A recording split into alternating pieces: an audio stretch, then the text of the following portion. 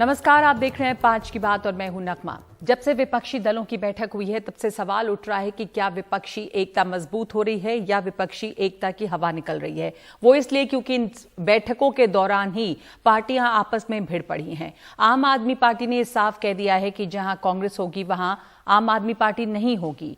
अब कांग्रेस भी केजरीवाल के रवैये से नाराज है। कांग्रेस ने अपना रुख बाकी विपक्षी पार्टियों को भी बता दिया है। विपक्षी एकता पर आम आदमी पार्टी ने अपना रुख स्पष्ट किया है कि अगर कांग्रेस संसद में दिल्ली अध्यादेश का विरोध नहीं करेगी तो आप कांग्रेस के नेतृत्व वाले विपक्ष का हिस्सा नहीं बनेगी। अब आम आदमी पार्टी ने कांग्रेस के सामने नई शर्तें रखी हैं। पार्टी की राष्ट्रीय प्रवक्ता प्रियंका कक्कड़ ने यह भी कहा ट्वीट करके कि कांग्रेस को राहुल गांधी को तीसरी बार नेता के तौर पर प्रोजेक्ट नहीं करना चाहिए।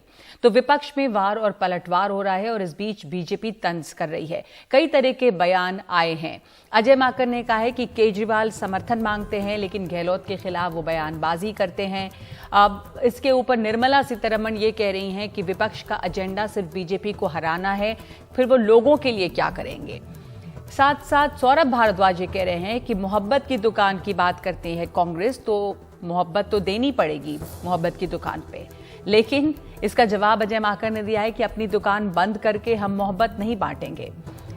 बीजेपी की तरफ से बयान आया है। प्रहलाद जोशी ने कहा है कि भारत के क्षेत्रीय दल कांग्रेस को कमजोर करके उभरे हैं और अजय माकन कह रहे हैं कि कांग्रेस को कमजोर करके बीजेपी से नहीं लड़ा जा सकता। तो इन तमाम बयानबाजियों के बीच में, इस रस्साकशी के बीच में प्रहलाद जोशी को जो बयान है वो भी अहम है। आपको सुनाते हैं क्या कहा है प्रहलाद जोशी ने।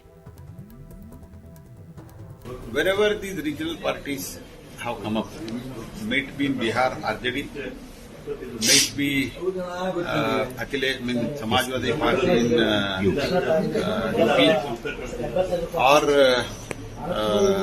AAP in Delhi, they have all snubbed you at the cost of the Congress party. At the cost of the Congress party, these parties have grown, and you want to become the junior partner. That I don't have any objection, but basically Congress should understand that they are trying to finish you. They don't want presence of the Congress party. You have become totally zero. Your all votes have been transferred to the AAP in Delhi. तो प्रहलाद जोशी का यह कहना है कि कांग्रेस को यह समझना चाहिए कि वो कमजोर हुई है, क्षेत्रीय दल जो हैं वो मजबूत हुए हैं। कांग्रेस नेता अजय माकन ने एनडीटीवी से बातचीत में ये कहा है कि कांग्रेस को कमजोर करके बीजेपी से नहीं लड़ सकते, सबको साथ मिलकर राष्ट्रीय स्तर पर एक मजबूत विपक्ष देना होगा। क्या आपको नहीं लगता कि आगे चल के कांग्रेस नेतृत्व को यह समझना होगा, यदि हम केजरीवाल की बात करें, यदि हम टीआरएस की बात करें, चंद्रशेखर राव की बात करें, यदि जगन मोहन रेड्डी की बात करें, आपको यदि 2024 में मिलकर लड़ना है तो एक एक तिनका आपको जोड़ करके एक घर बनाना होगा जिससे कि आप बीजेपी से लड़ पाएंगे। बिल्कुल सही बात है, हमको सबको मिल करके चलना होगा, लेकिन एक चीज ये भी तय करनी होगी, ये भी सोचना होगा साथ साथ में कि बीजेपी नेशनल पार्टी है और बीजेपी के नेशनल पार्टी के सामने जब तक के कोई एक मजबूत नेशनल पार्टी धुरी की तरीके से ना हो, पिवटल रोल ना प्ले करे और दूसरी पार्टी सब साथ में ले, जब तक के वो कोई भी एकता, विपक्ष की एकता, हम एक बार सरकार बना भी लेंगे तो 77 के एक्सपेरिमेंट की तरह 6 महीने में फेल हो जाएगी। अगर हमको कोई लॉन्ग टर्म अगर सक्सेसफुल अगर हमको बीजेपी के खिलाफ करना तो एक धुरी, एक स्ट्रांग नेशनल पार्टी होनी जरूरी है। तो कांग्रेस को कमजोर करके कोई अगर ये सोचे कि ये स्ट्रांग नेशनल अलायंस बन जाए तो ये ठीक नहीं है। तो कांग्रेस को मजबूत रख करके ही दूसरी पार्टी सब साथ में जुड़ेंगी, तभी आगे चलेगा। अगर वो सोचे कांग्रेस को कमजोर कर दे और बीजेपी से मुकाबला करे तो नहीं होगा। तो इसलिए ये सवाल अब उठ रहा है कि इस तरह की जो बयानबाजी हो रही है, क्या विपक्षी एकता, इसके पहले कि सब एकजुट हों, उसके पहले ही उसका दिवाला निकल गया है। जिस तरह से कांग्रेस और आम आदमी पार्टी भिड़ गई, वैसे तो बात नहीं बनेगी। ये और बात है कि इस बैठक के बाद अरविंद केजरीवाल ने पटना से लेकर दिल्ली तक ये संकेत दे दिया है कि विपक्षी एकता की बात बेमानी है, क्योंकि जब वो कह रही है कि जहां कांग्रेस होगी वहां आम आदमी पार्टी नहीं होगी, शर्त रख रहे हैं कि कांग्रेस को पहले अध्यादेश का समर्थन करना पड़ेगा। क्या ऐसे में इस तरह की एकता कोई मुमकिन है? हमारे साथ इस पर चर्चा करने के लिए हर्षवर्धन त्रिपाठी हैं, वरिष्ठ पत्रकार, अभिनंदिता माथुर हैं, प्रवक्ता आम आदमी पार्टी, हमारे साथ जुड़ रहे हैं अतुल लोंढे पाटिल, प्रवक्ता कांग्रेस, और आरपी सिंह भी जुड़ेंगे बीजेपी से। सबसे पहले तो अभिनंदिता माथुर, तमाम आरोप आम आदमी पार्टी पर हैं। इसके पहले कि एकजुट हो पार्टियां, आम आदमी पार्टी ने इस एकता को कमजोर कर दिया है। अध्यादेश को समर्थन देने का शर्त रख के आप लोगों का समर्थन चाहेंगे, ऐसा तो मुमकिन नहीं है। नमस्कार। ये देश के लिए इस टाइम एक बहुत बड़ा चैलेंज है, और वो चैलेंज है बीजेपी, आरएसएस, इनकी जो मेंटालिटी है और इनका जो एक रूल है उसको इस टाइम हटाने का। उसके ऊपर मुझे नहीं लगता कि कोई प्रायोरिटी किसी भी पार्टी की इस टाइम होनी चाहिए। लेकिन बेशक जहां मामला एक कॉन्स्टिट्यूशन को बचाने का है, कॉन्स्टिट्यूशन के बेसिक स्ट्रक्चर को बचाने का है, डेमोक्रेसी को बचाने का है, तो हमें नहीं लगता कि हमारी जो ये शर्त है उसमें कोई बड़ी बात है या उसमें कुछ चीज छुपी हुई है। पर अभिनंदिता माथुर, इस पे आप कांग्रेस के भी यहाँ पर हमारे साथ जुड़े हुए हैं प्रवक्ता अतुल लोंढे पाटिल, आप इसका क्या जवाब देंगे? क्योंकि ये बात सब कहते हैं कि ऐसे थोड़े ही काम होता है कि आप पहले शर्त रख दें, आप अपनी शर्तों पे लोगों को मनवाएं। आपको लगता है ये अहम है? दूसरी पार्टियों को भी उनका समय मिलना चाहिए तय करने के लिए। या बातचीत ही नहीं होगी अगर ये कोई आपके अध्यादेश का शर्त ना माने? अतुल जी। ऐसा है नगमा जी, सबसे अहम बात है 2024 में देश को जिस पार्टी ने धोखा पैदा किया है, जुमलेबाजी करके जो पिछले 10 साल से सत्ता में है, उसे उखाड़ना। क्योंकि इस देश का लोकतंत्र, इस देश का संविधान बचाना ज्यादा अहम है। तो फिर जब संविधान बचाना अहम है तो फिर यही तो कह रही है अभिनंदिता, या अरविंद केजरीवाल, क्यों नहीं कांग्रेस समर्थन कर देती है अध्यादेश का? तब एक आप बात समझ लीजिए कि पार्लियामेंट सेशन होगा तो पार्लियामेंट सेशन में सारी पार्लियामेंट्री बोर्ड का जो है वहां बैठक होगी। पार्लियामेंट्री बोर्ड में सारे दलों का जो है वहां बैठक होगी। जब ईडी इनकम टैक्स की जब बात थी, उसके खिलाफ जब एक निवेदन किया था राष्ट्रपति जी को, उस पर आपने कोई सहमति दर्शाई नहीं थी, उस पर आपकी साइन नहीं थी। तो कांग्रेस ने उस बात को पकड़ के नहीं रखा था। जब तुम्हारे पास चित्र बड़ा है, तुम्हारी लड़ाई जब बड़ी है, तो बड़ी लड़ाई की तरफ देखना चाहिए, न कि बच्चों की तरह कोई हटवाद करना। लेकिन अभी हटवाद क्या दोनों तरफ से नहीं हो रहा है अतुल पाटिल? जो आम आदमी पार्टी ने एक शर्त रख दी है और उसके बाद अब आप और कांग्रेस के बीच की बयानबाजी देखिए। कुछ तो अभी हम लोगों ने बताया ही, जैसे आम आदमी पार्टी ये कह रही है कि भाई आप लोग कहते हैं कि मोहब्बत की दुकान आपने खोली है, तो फिर मोहब्बत बांटिए। आप उनकी सीट शेयरिंग और तमाम चीजों के ऊपर वो सवाल उठा रहे हैं, डिमांड कर रहे हैं। कांग्रेस बड़ी पार्टी है, आप क्या बोलेंगे इस पर? देखिए, दो चीजें हैं। 2004 से 2014 तक जिस तरह से यूपीए कांग्रेस की अगुवाई में एक सफलतम गठजोड़ रहा है और एक अच्छा गोल्डन पीरियड पूरे 70 साल की हिस्ट्री का इकोनॉमिकली, पॉलिटिकली गोल्डन पीरियड रहा है, तो ये सबके सामने है। और 2014 के बाद एनडीए का बिखराव सबके सामने है। 25-25, 30-30 साल से जिनके कंधों पर बैठकर पार्टी बड़ी हुई, जैसा महाराष्ट्र में शिवसेना के कंधे पर बैठकर बड़ी हुई है, अकाली दल के कंधे पर बैठकर पंजाब में बड़ी होने की कोशिश की है, तो ऐसे बिखरा हुआ है। ये दोनों सच्चाई और वास्तविकता जो है वो आपके सामने भी है, आप इससे कोई परे नहीं है। तो ये सबसे अहम बात है। मुझे लगता है कि अभी पहली सर्वदलीय बैठक हुई है, शिमला में है। इस दौरान 1-on-1 बैठकें होगी। शायद अगर कुछ होगा इसके बीच में तो वो भी दूर होगा। लेकिन आपको लगता है कि ये दूर हो पाएगा आरपी सिंह जी, जिस तरह का एक सामने आई जो टूट फूट है विपक्षी एकता में? क्योंकि इसके ऊपर अब सवाल तो ये उठने ही लग गए कि अगर आप शुरुआत में ही इस तरह की लड़ाई होती है तो फिर ये बात उठने लगी है कि क्या उसका विपक्षी एकता का दिवाला निकल गया है? जिस तरह से कांग्रेस और आम आदमी पार्टी भिड़ी है, इनके जो मनमुटाव हैं वो दूर हो जाएंगे और एकता हो पाएगी। आपको क्या आकलन है बतौर एक नेता के आरपी सिंह जी? आप हमें सुन सकते हैं? समझे कि एकता सिर्फ मोदी की। मेरी आवाज आ रही है आपको? अभी आ रही है जी, बोलिए। तो पहले समझना चाहिए कि क्या हो रही है, इसका कारण क्या है। इसका कारण सिर्फ एक मोदी जी का, और दूसरा मैं बात कर लूं, और दूसरा कारण है जो अपने भ्रष्टाचार की जो है वो कैसे। नहीं, आपकी आवाज साफ नहीं है, मैं दोबारा कोशिश करूंगी आप तक आने का। लेकिन ऐसा है, का जिस तरह दिवाला निकला वैसा उनका इंटरनेट का भी दिवाला निकला हुआ है। इंटरनेट का दिवाला निकला हुआ है। बिल्कुल सही मौके पे आपने सही वार किया है। पर जो गंभीर सवाल हैं और जो सवाल प्रहलाद जोशी ने उठाया है कि कांग्रेस, जो रीजनल पार्टीज बढ़ी हुई हैं वो कांग्रेस को कमजोर करके ही बढ़ी हुई हैं, तो कांग्रेस को भी ये बात समझनी होगी कि उसका अस्तित्व या रीजनल पार्टीज को कितना महत्व देना है। कांग्रेस उम्मीद है कि ये समझ रही होगी। अतुल पाटिल, नगमा जी ध्यान में रखिए कि प्रहलाद जी ने अपने अज्ञान का प्रदर्शन किया है। वो ज्येष्ठ नेता है लेकिन उन्होंने अपने अज्ञान का प्रदर्शन किया है। शायद उनको इस देश का राजनीतिक इतिहास ढंग से पता नहीं है। 1990 के बाद जब उन्होंने मंडल कमंडल किया और जब इस देश के बहुजन समाज को न्याय मिलने वाला था तो सरकार खींचकर नीचे लाई। उसके बाद क्षेत्रवाद की अस्मिता से कई पार्टियों का जन्म हुआ। तो दिल्ली में तो बीजेपी हुआ करती थी, फिर दिल्ली से बीजेपी हट गई है, तो बीजेपी हर जगह से हटी है। कांग्रेस ने इस क्षेत्रवाद को और क्षेत्रीय अस्मिता को अपने अंदर समाहित कर लिया है और कोऑपरेटिव फेडरलिज्म को मान लिया है। 2004 से 2014 तक इन सबको साथ में लेकर चलने का काम कांग्रेस ने किया है, किसी को खत्म करने का काम नहीं किया है। जैसा भूखा सांप शांति से पड़ा रहता है, दूध पीकर बड़ा होता है और जिसके बाजू में पड़ा है उससे ही निगल जाता है, उस तरह बीजेपी ने कई पार्टियों को निगल गई है। बीजेपी अभी जजपा भी रहेगी पता नहीं, अपना दल भी रहेगा ये पता नहीं है। उनके तो बीच में जो बात चल रही है उसकी चर्चा मीडिया में होती नहीं है, उसकी भी चर्चा होनी चाहिए। जिसके पास 18 दल थे वो सारे दल टूट के बीजेपी से क्यों चले गए? तो यही तानाशाही है जिसके खिलाफ सारे लोग जो है इकट्ठा हुए हैं। तो कांग्रेस ने एक आदर्श अलायंस का रखा है 10 साल के इसमें, और इसके आगे भी रखा जाएगा। अगर कुछ मन मुटाव है, कुछ बातें हैं तो उस पर चर्चा होगी ना। एक ही तो आरपी चर्चा सिंह जी हुई जुड़ है। गए हैं हमारे साथ। आपने सुना होगा क्या कह रहे हैं अतुल पाटिल, आप उसका जवाब देना चाहेंगे कि कांग्रेस ने बहुत अच्छी तरह से समझा है कि किस तरह से एक अलायंस बनाया जाता है, लेकिन आप जो प्रहलाद जोशी ने जो बात कही वो उनकी अज्ञानता को दिखाता है, ये कह रहे हैं अतुल पाटिल। आप जवाब देना चाहेंगे आरपी सिंह? जी, जो मैं बात कह रहा था कि ये भ्रष्टाचार के चलते इकट्ठे हुए हैं। वो 2 नेता बेल पर हैं, 2 नेता जेल में हैं और 2 नेताओं के खिलाफ भ्रष्टाचार के मुकदमे चलते चल रहे कौन हैं। इकट्ठा हुआ है? आम आदमी पार्टी जो गठबंधन करना चाह रही है या जो विपक्षी एकता है वो भ्रष्टाचार की वजह से है?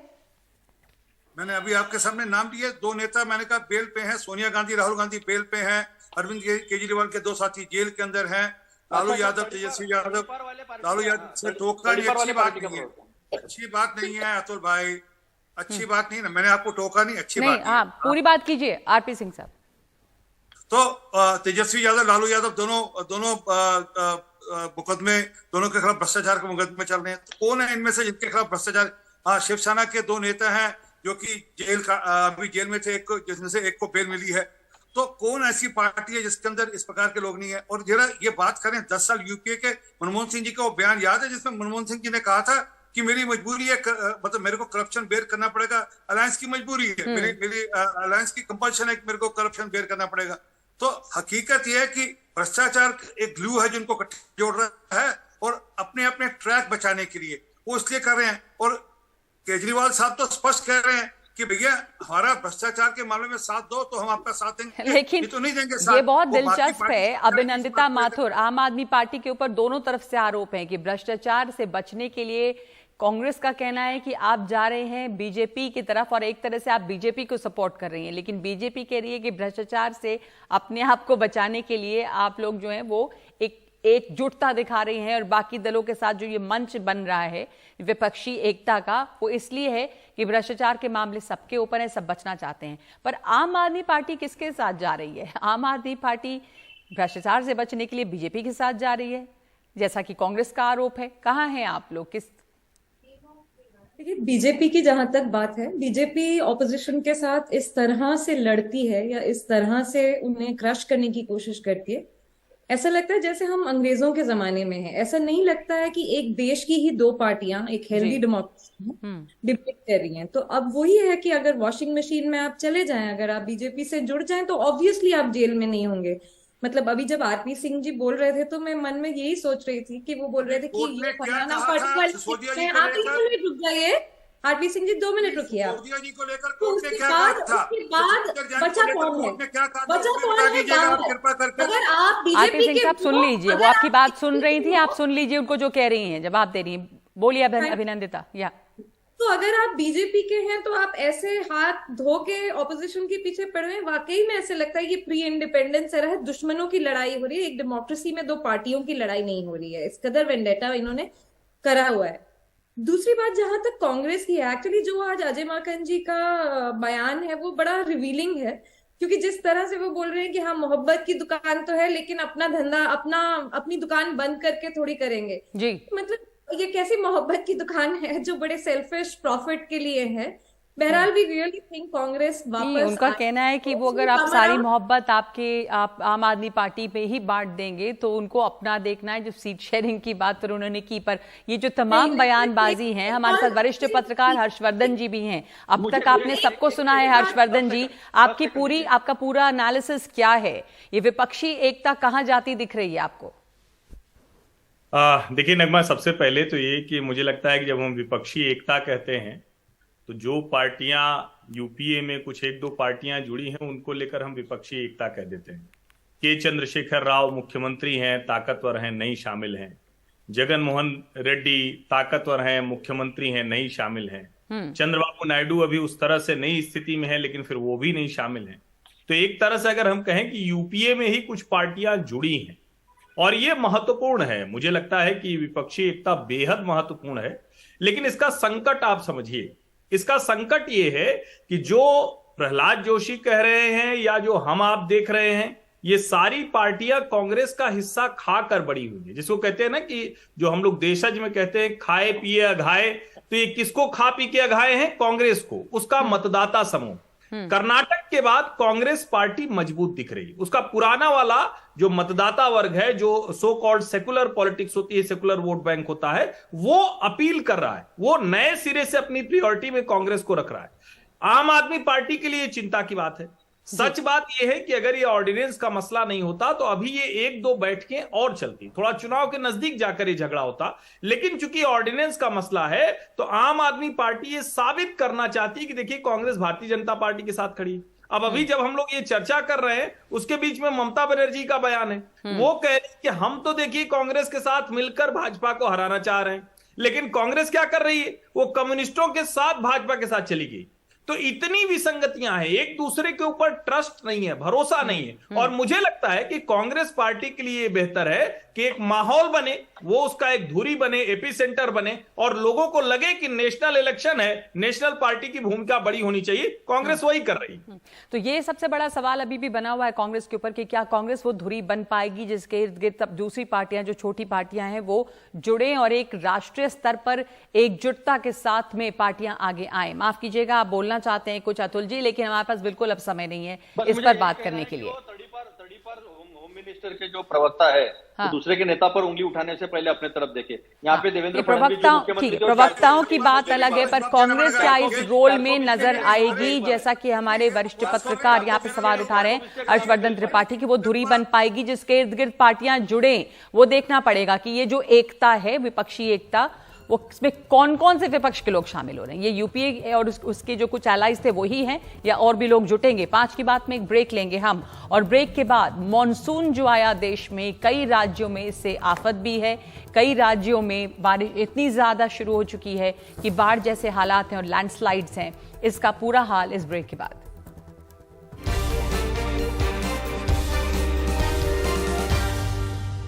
मुंबई में भारी बारिश की वजह से 3 अलग अलग जगहों पर हादसे हुए हैं, जिनमें कि 6 लोगों की मौत हो गई है। मुंबई के विले पार्ले में एक मकान की बालकनी गिर गई, जिससे 2 लोगों की मौत हो गई है। और बारिश के चलते बहुत ही बुरी हालत में जो ये इमारत थी, इसकी बालकनी ढह गई और अचानक वहां पर एक अफरा तफरी मच गई। मुंबई के ही दूसरे इलाके घाटकोपर में भारी बारिश के बाद 1-2 मंजिला इमारत का हिस्सा ढह गया है, जिसके मलबे में फंसे 2 लोगों की मौत हो गई है। इस हादसे में भी कई लोग घायल हुए हैं।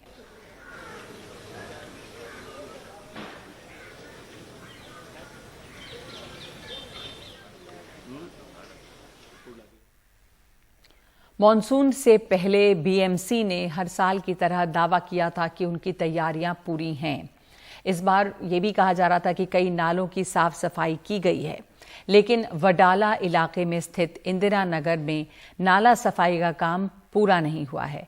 ऐसे हालात शहर में और भी कई जगहों पर हैं, बता रहे हैं सोहित मिश्रा।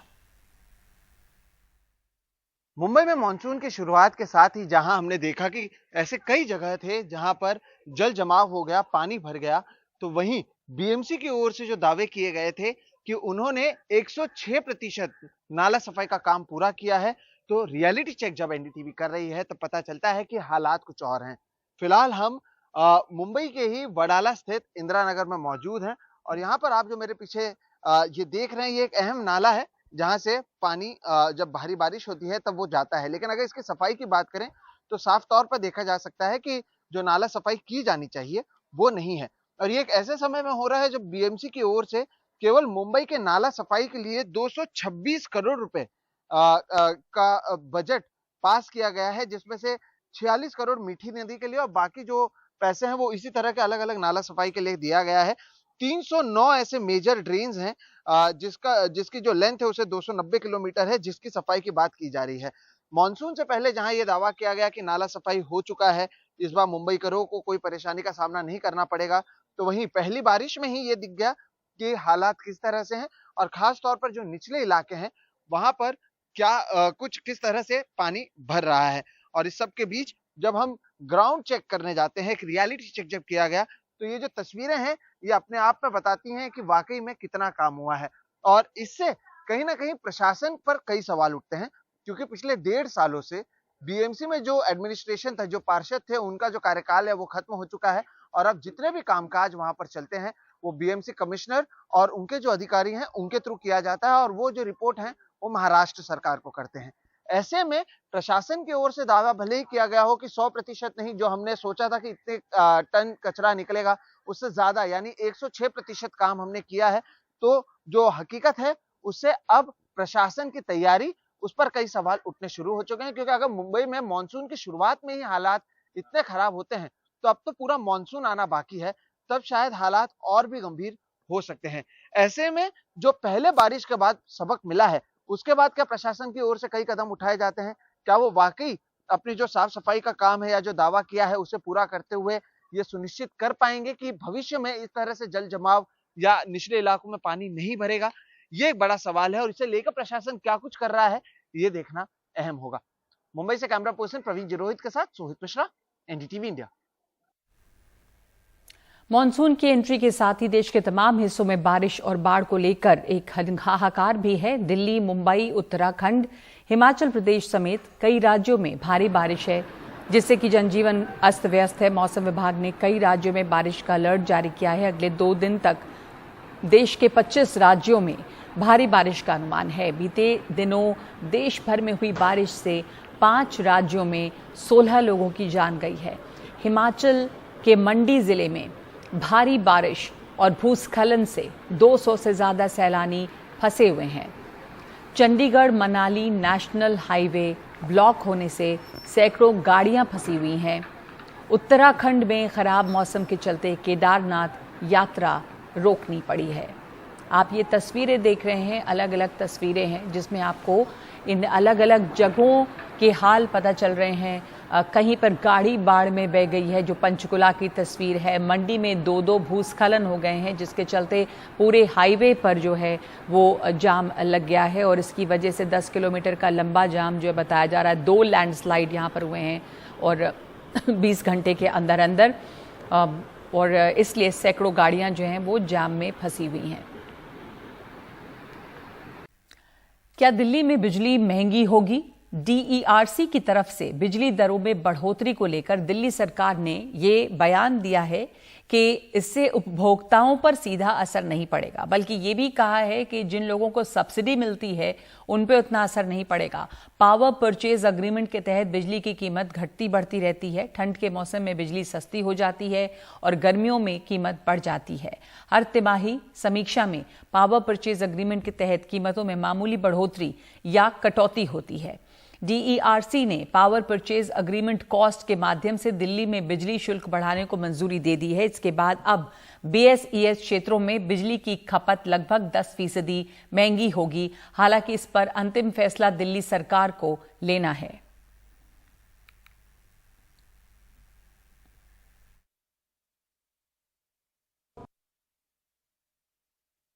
आज क्यों दाम बढ़ रहा है? इसलिए बढ़ रहा है क्योंकि केंद्र सरकार की मिसमैनेजमेंट की वजह से आज देश में कोयले का दाम महंगा हो गया है। आज भारत के 75 साल के इतिहास में पहली बार एक कोयले की आर्टिफिशियल शॉर्टेज हो गई है। और हम तो ये भी जानना चाहेंगे कि जो कोल इंपोर्टर्स हैं उनकी केंद्र सरकार की उनके साथ क्या साठगांठ है कि 10 गुना दाम पर वो जबरदस्ती कर रहे हैं कि कोयला खरीदना पड़ रहा है। अरविंद केजरीवाल जी जून 2022 के अंदर पावर परचेज एग्रीमेंट 16% आप दिल्ली की जनता से लेते थे, उसके बाद आपने इसको 22% कर दिया, वो आज तक 22% है। अब आपने 22% से उसको बढ़ाकर 29% कर दिया है। ये सीधा सीधा दिल्ली की जनता की गाड़ी कमाई से आप जो पैसा वसूल कर रहे हो उनके ऊपर सीधा सीधा हमला है। आप जो सब्सिडी करते रहते हो कि हम सब्सिडी दे रहे हैं, आप तो सब्सिडी दिल्ली की उन्हीं कंपनियों को दे रहे हो मिली भगत करके। क्या कारण है आप उसको जांच नहीं कराते हो? तेलंगाना में सत्ताधारी बीआरएस से जुड़े कई नेताओं ने दिल्ली पहुंचकर कांग्रेस का दामन थामा है। इनमें एक पूर्व सांसद और पूर्व मंत्री समेत करीब 30 नेता शामिल हैं। कांग्रेस प्रवक्ता पवन खेड़ा ने कहा कि इन नेताओं ने पार्टी अध्यक्ष मल्लिकार्जुन खड़गे, राहुल गांधी और केसी वेणुगोपाल से मुलाकात की है। इनकी औपचारिक ज्वाइनिंग तेलंगाना में ही होगी। अगले 6 महीने में देश के 5 राज्यों में विधानसभा चुनाव होने हैं, जिनमें तेलंगाना भी शामिल है।